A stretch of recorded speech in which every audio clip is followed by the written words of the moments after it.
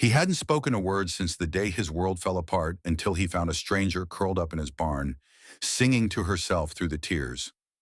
What was it about her voice that stirred the ghost of a man he'd buried long ago? The silence at the Boone Ranch wasn't just quiet. It was the kind of heavy, suffocating silence that comes after something precious has been torn away forever. For 7 years, Silas Boone had moved through his days like a ghost haunting his own life, his voice buried somewhere beneath the weight of guilt and grief that no amount of hard work could lift. Every morning began the same way: boots hitting the cold wooden floor, coffee that tastes like ash, and the hollow echo of his footsteps in a house that once rang with laughter. The walls still held the phantom of her voice, his wife Sarah's gentle humming as she made breakfast, her soft singing that could calm spooked horses and ease his troubled mind after the worst days.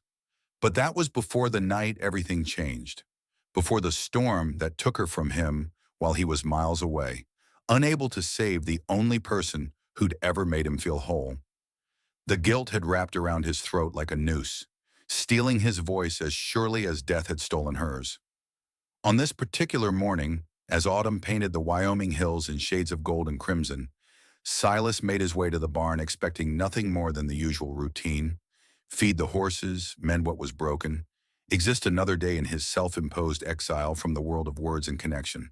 But as he climbed the ladder to the hayloft, searching for a loose board that had been creaking in the wind, he heard something that stopped his heart cold. A sound so soft, so achingly beautiful, that for a moment he thought he was losing his mind. Someone was humming.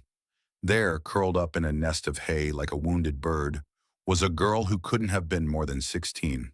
Her clothes were torn and travel-stained, her dark hair tangled with bits of straw, but from her lips came a melody so pure it seemed to reach into his chest and squeeze what was left of his shattered heart. She was humming Sarah's song, the lullaby his wife used to sing when storms rolled across the prairie, the melody she'd composed on lazy Sunday afternoons when the world felt infinite and love felt permanent, a song no one else in the world should have known. The girl's eyes fluttered open, revealing depths of pain that matched his own. And for the first time in 7 years, Silas Boone felt something crack open inside him. Not breaking, but beginning to heal. If you've ever wondered how a single voice can shatter years of silence and change everything, wait until you hear what she says next. The girl didn't run when she saw him standing there, which told Silas more about her past than words ever could. Most people would have scrambled away from a strange man appearing in a barn at dawn. Instead, she simply sat up slowly, brushing hay from her hair with movements that spoke of someone who'd learned to be careful, always ready for the next blow life might deliver. "I'm sorry," she whispered, her voice barely audible above the morning breeze. "I didn't mean to trespass. I was just so tired and the hay was warm and I—" She trailed off, looking down at her hands as if the words had simply run out. Silas stood frozen on the ladder, caught between his instinct to help and the terror of human connection that had kept him isolated for 7 years. This girl, hollow cheeks speaking of missed meals, eyes that had seen too much, was humming Sarah's song. The impossibility of it made his chest tight with buried emotions.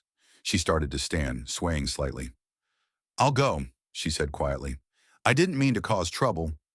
But when she took a step toward the ladder, Silas held up his hand, not threateningly, just a simple gesture that said, "Wait." He climbed down slowly, giving her time to bolt if she needed to. When he reached the barn floor, he looked up at her and gave a single, barely perceptible nod. "Stay." Relief flooded her features so completely that Silas felt something twist in his chest. When was the last time someone had been grateful just for his presence? "My name is Clara," she said, settling back into the hay. "I don't remember much about before, just running and being scared and singing when the fear got too loud." She paused, tilting her head. "Do you have a name?" Silas opened his mouth, then closed it again. 7 years of silence pressed down on him like a physical weight. Instead, he pointed to himself and mouthed the word Silas, though no sound emerged. Clara studied his face with the understanding that comes from carrying deep wounds. "You don't talk much, do you?" she said gently. "That's okay. Sometimes words hurt more than they help." As if to prove her point, she began humming again. That same impossible melody Sarah used to weave through their evenings. But where Sarah's version had been confident and warm, Clara's was fragile, hesitant, like someone trying to remember a prayer in a half-forgotten language. The barn itself seemed to respond to her voice. Dust motes danced in the morning light.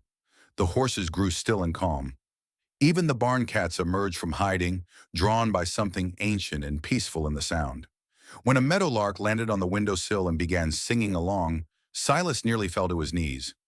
Sarah had always said birds were drawn to pure hearts, that they could sense goodness humans had forgotten how to recognize. As morning sun painted the barn golden, Silas walked to the house, returning with bread, bacon, milk, and a worn quilt that smelled faintly of lavender, Sarah's scent. Clara's eyes filled with tears. "Thank you," she whispered. "It's been a long time since anyone was kind to me. Sometimes salvation comes not in the form we expect, but in the form we need most." Clara didn't ask for permission to help around the ranch. She simply began, moving through her morning tasks with the quiet determination of someone who'd learned that usefulness meant survival. Silas watched from the kitchen window as she scattered feed for the chickens, her voice rising and falling in gentle melodies that seemed to calm even the most temperamental hens. The changes started small, a wildflower tucked behind the ear of his old mare, Duchess. Fresh eggs gathered without a single broken shell, something that hadn't happened since Sarah's time. The barn cats, once skittish and wild, now followed Clara like devoted disciples, purring whenever she hummed their way. But it was the garden that truly stunned him. For 7 years, Sarah's flower beds had been nothing but weeds and regret, a testament to everything beautiful that had died with her. Now, as Clara knelt among the tangled growth, pulling weeds and singing softly to plants that shouldn't have been listening, something impossible began to happen. Green shoots pushed through soil that had been barren for years. Roses that had withered to thorny sticks suddenly budded with new life. The morning glories Sarah had planted as a young bride, flowers that haven't bloomed since her death, began unfurling their purple faces toward the sun. Silas stood at the kitchen sink, coffee growing cold in his hands, watching this miracle unfold. The girl's voice seemed to reach into the earth itself, calling forth life that had been sleeping, waiting for the right song to wake it. "The horses love music," Clara said one evening as Silas came to check the stalls for the night. She was brushing the Duchess, humming something low and sweet that made the old mare's eyes drift, half closed with contentment. "My mama used to say that animals remember what people forget, and that there's magic in certain songs." The mention of her mother was the first real piece of Clara's past she'd shared, and Silas found himself hungry for more. Who was this girl who appeared from nowhere with Sarah's song on her lips and flowers blooming at her feet? That night, unable to sleep, he wandered to the barn and found Clara sitting in the hayloft, silhouette framed by moonlight streaming through the open doors. She was singing, really singing now, not just humming, and the sound was so achingly beautiful that tears ran down his face before he realized he was crying. It was Sarah's lullaby, the one she'd composed on quiet Sunday afternoons when the world felt infinite and love felt permanent. But in Clara's voice, it became something new. Not a memory of what was lost, but a promise of what might still be found. Clara noticed him standing in the doorway and smiled, patting the hay beside her in invitation.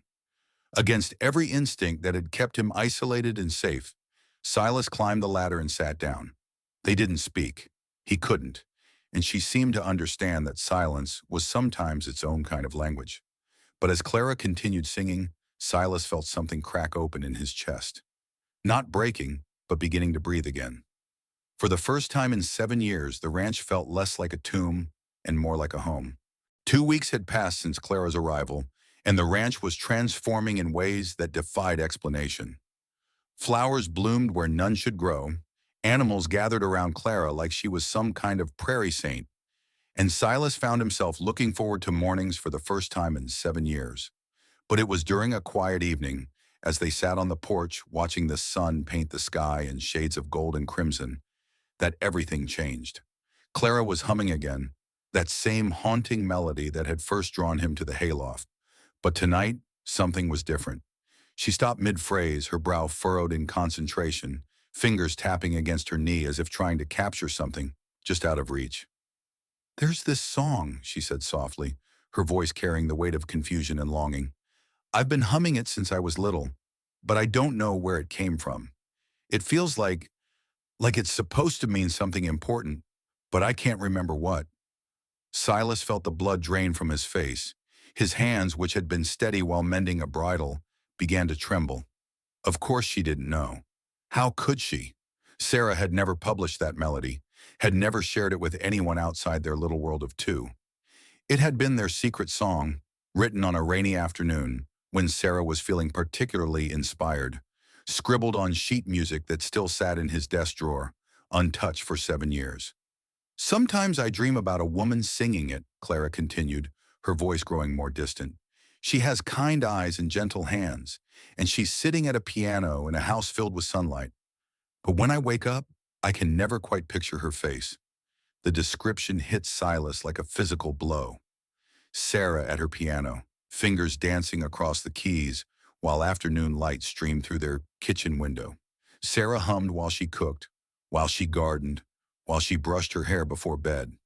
Sarah, who had filled their home with music and laughter and love that he'd thought would last forever.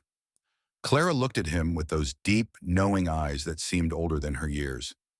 "Do you know this song? You get this look on your face whenever I hum it, like it means something to you too." Silas stood abruptly, his heart hammering against his ribs. Without a word, he walked into the house, his feet carrying him to the desk he hadn't opened since Sarah's death. His hands shook as he pulled out the drawer, pushing aside years of accumulated dust and neglect to find what he was looking for. The sheet music was yellowed with age, Sarah's delicate handwriting still visible in the margins, where she'd noted tempo changes and dynamics. At the top, in her careful script, she'd written, "For the quiet moments when words aren't enough." He returned to the porch and placed the pages in Clara's lap without explanation, then turned and walked away before she could see the tears streaming down his face. Behind him, he heard the sharp intake of breath, the rustle of paper, and then Clara's voice, soft with wonder. "You knew her, didn't you? The woman in my dreams. You knew her."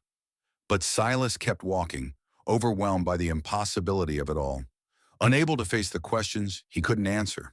That night, the storm came with a vengeance that seemed to shake the very foundations of the earth. Thunder rolled across the Wyoming prairie like the hoofbeats of apocalyptic horses, while lightning split the sky into jagged fragments of white-hot fury. Rain hammered against the windows with such violence that it sounded like the world itself was trying to break in. Silas lay in bed, staring at the ceiling, listening to the tempest rage outside. But it wasn't the storm keeping him awake. It was the memory of Clara's face when she'd seen Sarah's sheet music, the wonder and confusion in her eyes as she'd traced her finger over his wife's handwriting. How was it possible? How could this girl know a song that had never existed beyond the walls of his home? Around midnight, a sound cut through the thunder that made his blood run cold. A scream, raw and desperate, filled with the kind of terror that comes from the deepest places of the human soul. It was coming from the barn.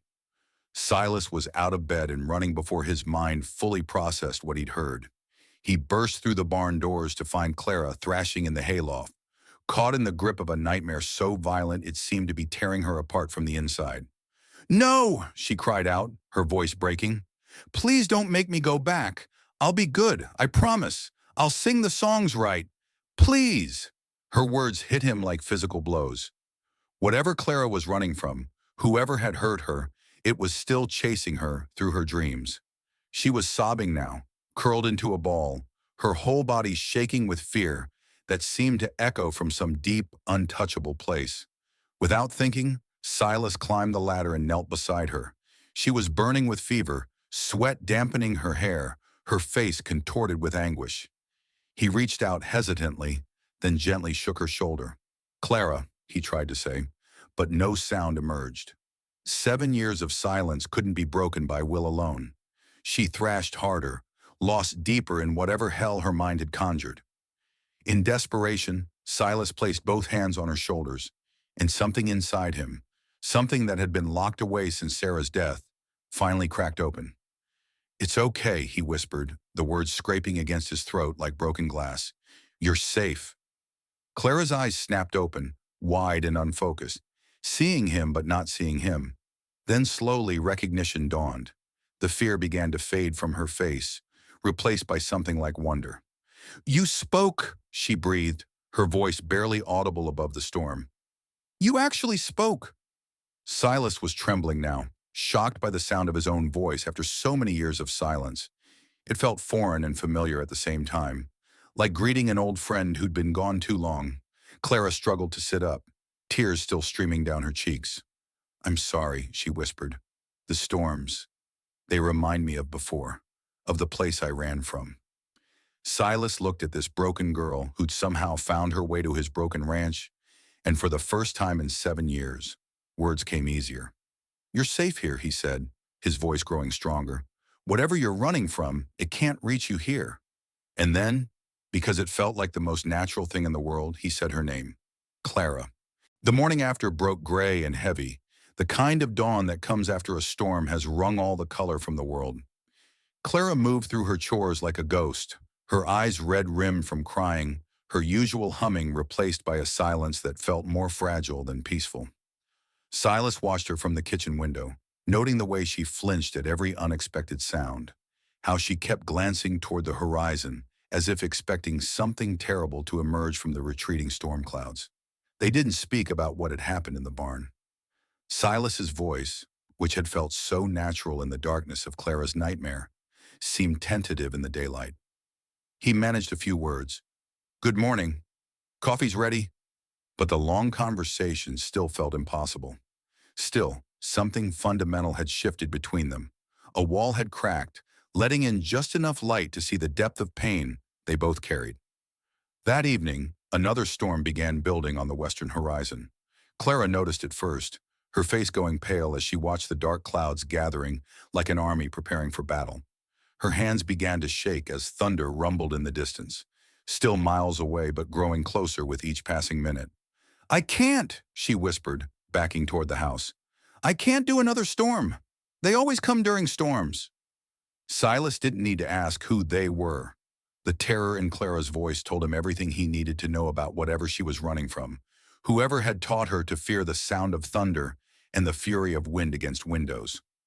By the time the storm hit in earnest, Clara was curled up in the corner of the stable, as far from the house as she could get while still having shelter. She was shaking so violently that Silas could see it from across the barn, her arms wrapped around her knees, her face buried in her hands. The thunder crashed overhead like the wrath of God, and Clara let out a broken sob that cut straight through Silas's heart. He found himself moving toward her, without conscious thought, sitting down in the hay beside her trembling form. The night Sarah died, he said, his voice rough but steady. It was during a storm just like this one.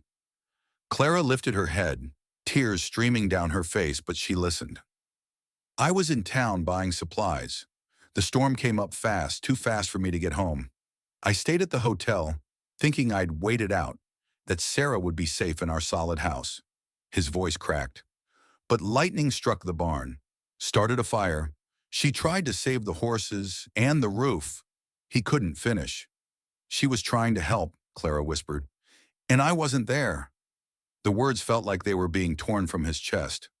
For 7 years, I've blamed myself for not being there when she needed me most. Clara was quiet for a moment, then began to sing. Not Sarah's lullaby this time, but something new, something that seemed to come from the deepest part of her soul. Her voice was shaky and trembling, but she didn't stop. The melody rose and fell like a prayer, like a promise that even in the darkest storms, morning would eventually come. Slowly, hesitantly, Silas joined her. His voice was broken and rusty, but it was there. Together they sang until the storm passed, and something quiet settled between them. Not peace, but understanding. The stranger arrived a week after the storm, his black horse picking its way carefully up the muddy road to the ranch. From the kitchen window, Silas watched the man approach, tall and thin, dressed in dark clothes with a preacher's hat pulled low over his face. There was something about the way he sat his horse, something deliberate and predatory, that made every instinct Silas had developed during the war start screaming warnings. Clara was in the garden, singing softly to the tomato plants that had somehow decided to bloom weeks ahead of schedule. The sound of approaching hoofbeats made her freeze mid-song, and Silas watched in alarm as all the color drained from her face. She recognized something about that rhythm, something that spoke to deep fears he was only beginning to understand. Without a word, Clara dropped her watering can and bolted for the barn, moving with the practiced speed of someone who'd learned that hiding was often the difference between survival and something much worse. The terror in her reaction told Silas everything he needed to know about who this visitor might be. The stranger dismounted with careful precision, tying his horse to the hitching post like a man who expected to stay a while. Up close, Silas could see the cold calculation in his pale blue eyes, the way his smile never quite reached them. This wasn't a social call. "Good afternoon," the man said, his voice carrying the smooth cadence of someone accustomed to being obeyed. "Beautiful property you have here. Very peaceful. I'm looking for someone who might have passed through this area. A young woman, 16 years old with dark hair, tends to sing to herself. Goes by the name Clara." Silas felt his jaw clench. He'd been speaking more in recent days, but now his protective silence seemed to return like armor. The voice that had been growing stronger suddenly felt fragile again. "I understand you're not much of a talker," the stranger continued, that cold smile never wavering. "That's fine. Simple gestures will do. Have you seen her?" The man's tone was polite, conversational, but there was steel underneath it. This wasn't a request. It was a demand wrapped in false courtesy. Silas had met men like this during the war, officers who spoke softly while planning terrible things. "She's family," the stranger said, pulling a photograph from his coat pocket. It showed a younger Clara, maybe 12 or 13, standing beside a stern-looking woman in front of a stark white building. But it was Clara's eyes in the photo that told the real story. Empty, hollow, like someone had reached in and stolen her soul. "We've been very worried about her. She's not, well, prone to flights of fancy, delusions. She needs proper care, proper guidance." Silas looked at the photograph, then at the man holding it, and felt something cold and hard settle in his chest.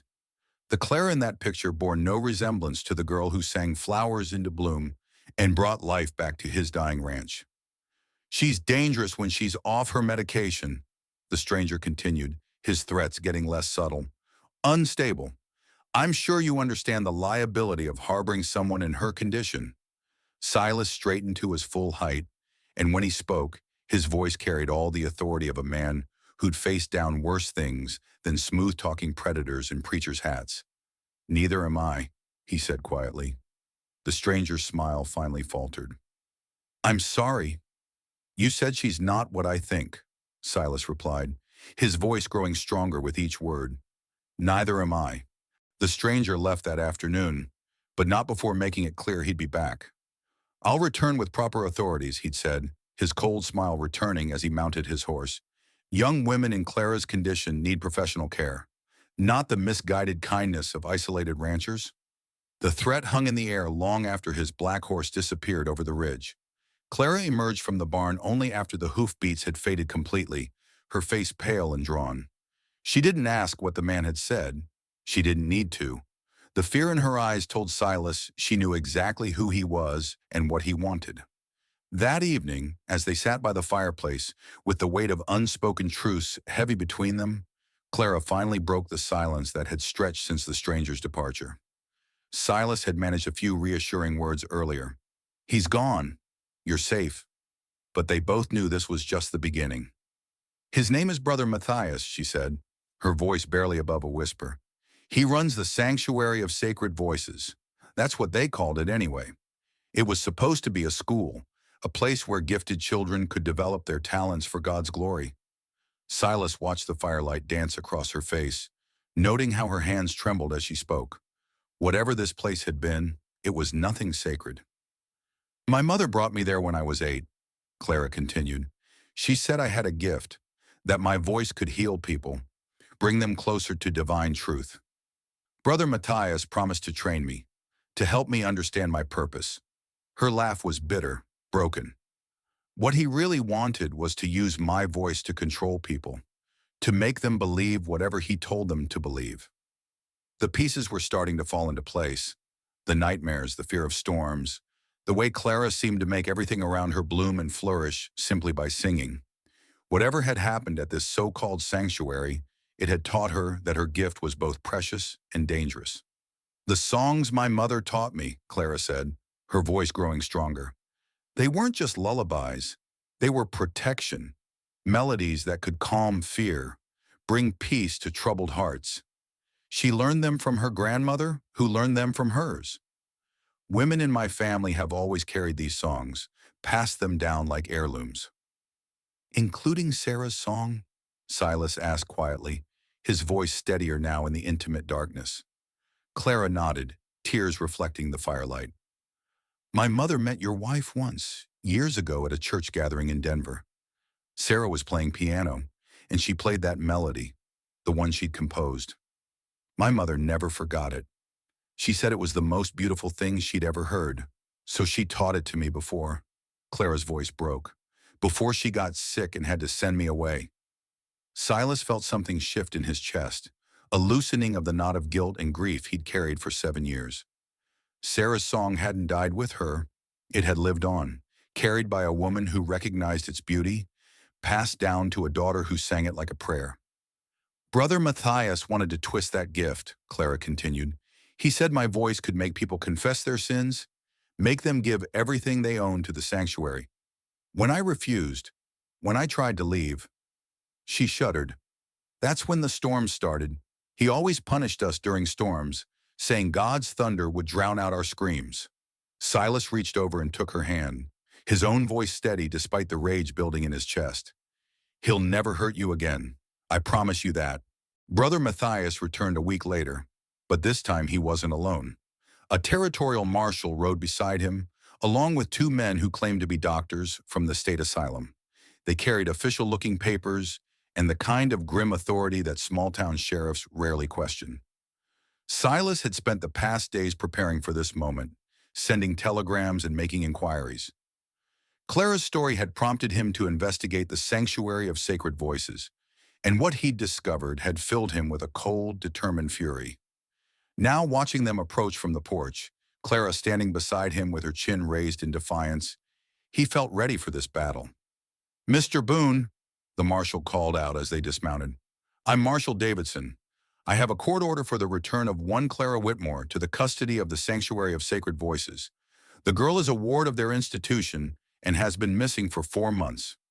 "Clara Whitmore doesn't exist," Clara said, stepping forward before Silas could speak. Her voice rang clear and strong across the yard, no longer the terrified whisper of a broken girl, but the confident tone of someone who'd found her strength. "That name died the day I walked away from that place. My name is Clara, and this is my home." Brother Matthias's cold smile returned, but Silas noticed sweat beading on his forehead. "You see how the delusions have progressed, Marshal? The poor child has convinced herself she belongs here, that this arrangement is somehow beneficial to her condition." But Clara wasn't finished. "Tell them about the storm room, Brother Matthias. Tell them about the children who never came out. Tell them why you really want me back, because my voice brought in more donations in one evening than your threats collected in a month."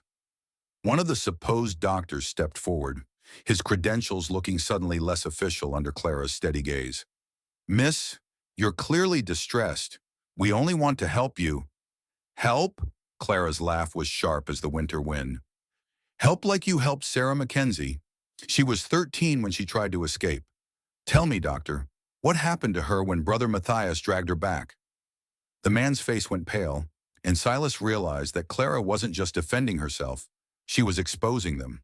Whatever these people were, they weren't legitimate authorities. "The girl is clearly unstable," Brother Matthias said quickly, but his composure was cracking. "These accusations are symptoms of her condition." "Then explain this," Silas interrupted, his voice carrying the authority of a man who'd faced real battles and real enemies. He pulled out a telegram he'd received that morning from the territorial capital. "Funny thing about institutions, they keep records. The Sanctuary of Sacred Voices lost its charter 2 years ago for child endangerment. You're not a legal guardian, Matthias. You're a kidnapper." The marshal's hand moved toward his gun, but he was looking at Brother Matthias now, not at Clara. "Sir, I'm going to need to see some additional documentation." "Sheriff Morrison," Silas called out, and the local lawman emerged from behind the barn, where he'd been waiting with six armed townspeople. "I believe you have some questions for these gentlemen." Brother Matthias's mask finally slipped completely, revealing the predator underneath. "This isn't over," he snarled at Clara. "You can't hide forever." "I'm not hiding," Clara replied, her voice steady as stone. "I'm home." The words hung in the air like a declaration of war, and for the first time since Sarah's death, Silas felt the fierce joy of protecting something worth fighting for. 6 months had passed since Brother Matthias and his false authorities had been escorted from the ranch in shackles, their illegal operation exposed and shut down by territorial investigators. The silence that had once defined the Boone Ranch was now a memory, replaced by something infinitely more precious: the sound of life being lived fully and without fear. The transformation was impossible to ignore. Sarah's garden had exploded into a riot of color that drew visitors from neighboring counties. People who came claiming they wanted to buy vegetables but really just wanted to hear the girl who sang flowers into bloom. The house itself seemed to have awakened from a 7-year sleep, its rooms filled with laughter, conversation, and music that spilled out through open windows like liquid sunlight. Silas found himself speaking regularly now, his voice growing stronger with each passing day. He told Clara stories about Sarah, about their life together, about dreams they'd shared and plans they'd made. In return, Clara shared memories of her mother, of the songs that had been passed down through generations of women who understood that some melodies carried more than mere notes. They carried hope. Silas said one crisp October morning as they worked together repairing the front porch, "The town council wants to know if you'll sing at the Harvest Festival. Mayor Henderson thinks your voice might attract people from Denver, maybe even from back east." Clara paused in her hammering, a smile playing at the corners of her mouth. "What do you think? Should I sing for a crowd?" It was a question that would have terrified her 6 months ago. The girl who'd hidden in barns and flinched at strangers was now considering performing for hundreds of people. The healing that had taken place on this ranch went deeper than anyone could see. "I think," Silas said carefully, "that your voice was meant to be shared, but only when you're ready, only on your terms." The Harvest Festival came 2 weeks later, and half the territory seemed to have descended on Cedar Ridge for the occasion. Clara stood on the makeshift stage in the town square, looking out at a sea of expectant faces. For a moment, Silas saw fear flicker across her features, and he started to rise from his front row seat, ready to rescue her if she needed it. But then Clara's gaze found his in the crowd, and her expression transformed. She wasn't the scared girl from the sanctuary anymore, wasn't the broken child who'd arrived at his ranch sleeping in hay. She was Clara, fully herself, surrounded by people who loved her, standing in a place where her voice was celebrated rather than exploited. She began with Sarah's lullaby, the melody that had brought them together. But as her voice soared over the crowd, something magical happened. Other voices joined in, townspeople who'd heard her sing at church, children who'd learned the tune from their parents, even some who'd never heard it before, but found themselves humming along instinctively. Silas felt tears running down his face as he added his own voice to the chorus. This wasn't just a song anymore. It was a community, a family, a testament to the power of music to heal even the deepest wounds. When the last note faded, the silence that followed wasn't empty or hollow. It was full of possibility, of joy, of love that would echo long after the music stopped. For the first time in 8 years, the Boone Ranch truly felt like home. If you thought these were crazy, you won't want to miss what happens in this next video.